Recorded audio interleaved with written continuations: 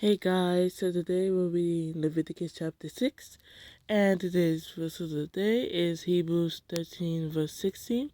And do not forget to do good and to share with others, for with such sacrifices God is pleased. Amen. So today we'll read Leviticus Chapter 6. It must not.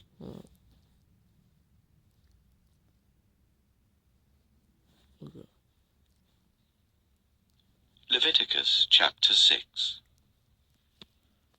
The Lord said to Moses, "If anyone sins and is unfaithful to the Lord by deceiving a neighbor about something entrusted to them, or left in their care, or about something stolen, or if they cheat their neighbor, or if they find lost property and lie about it, or if they swear falsely about any such sin that people may commit, when they sin in any of these ways and realize their guilt, they must return what they have stolen or taken by extortion, or what was entrusted to them, or the lost property they found, or whatever it was they swore falsely about. They must make restitution in full, add a fifth of the value to it and give it all to the owner on the day they present their guilt offering. And as a penalty, they must bring to the priest, that is, to the Lord, their guilt offering.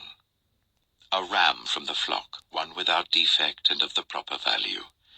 In this way the priest will make atonement for them before the Lord, and they will be forgiven for any of the things they did that made them guilty. The Lord said to Moses, "Give Aaron and his sons this command. These are the regulations for the burnt offering. The burnt offering is to remain on the altar hearth throughout the night till morning, and the fire must be kept burning on the altar. The priest shall then put on his linen clothes, with linen undergarments next to his body, and shall remove the ashes of the burnt offering that the fire has consumed on the altar, and place them beside the altar. Then he is to take off these clothes, and put on others, and carry the ashes outside the camp to a place that is ceremonially clean. The fire on the altar must be kept burning, it must not go out. Every morning the priest is to add firewood, and arrange the burnt offering on the fire, and burn the fat of the fellowship offerings on it. The fire must be kept burning on the altar continuously. It must not go out.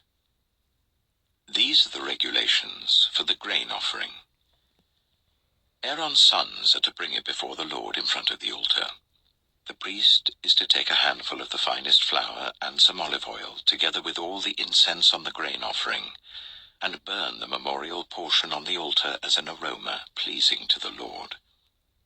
Aaron and his sons shall eat the rest of it, but it is to be eaten without yeast in the sanctuary area. They are to eat it in the courtyard of the tent of meeting.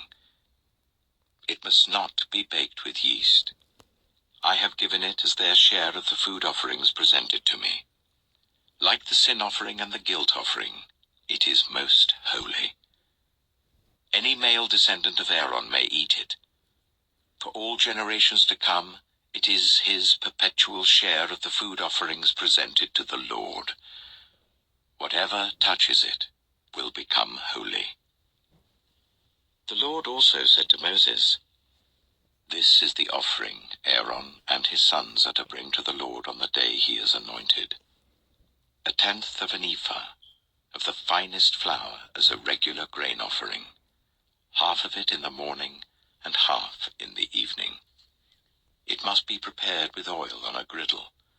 Bring it well mixed and present the grain offering, broken in pieces as an aroma pleasing to the Lord.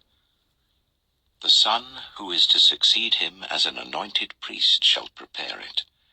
It is the Lord's perpetual share, and is to be burned completely. Every grain offering of a priest shall be burned completely. It must not be eaten." The Lord said to Moses, "Say to Aaron and his sons, these are the regulations for the sin offering.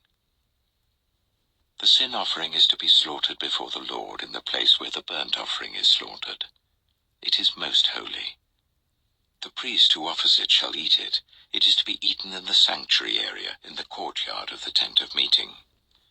Whatever touches any of the flesh will become holy, and if any of the blood is spattered on a garment, you must wash it in the sanctuary area. The clay pot that the meat is cooked in must be broken, but if it is cooked in a bronze pot, the pot is to be scoured and rinsed with water. Any male in a priest's family may eat it. It is most holy. But any sin offering whose blood is brought into the tent of meeting to make atonement in the holy place must not be eaten. It must be burned. Amen. So that was the Leviticus chapter 6. And tomorrow we'll go and read Leviticus chapter 7. I'm going to end the video off here, and you guys have a blessed night. Amen.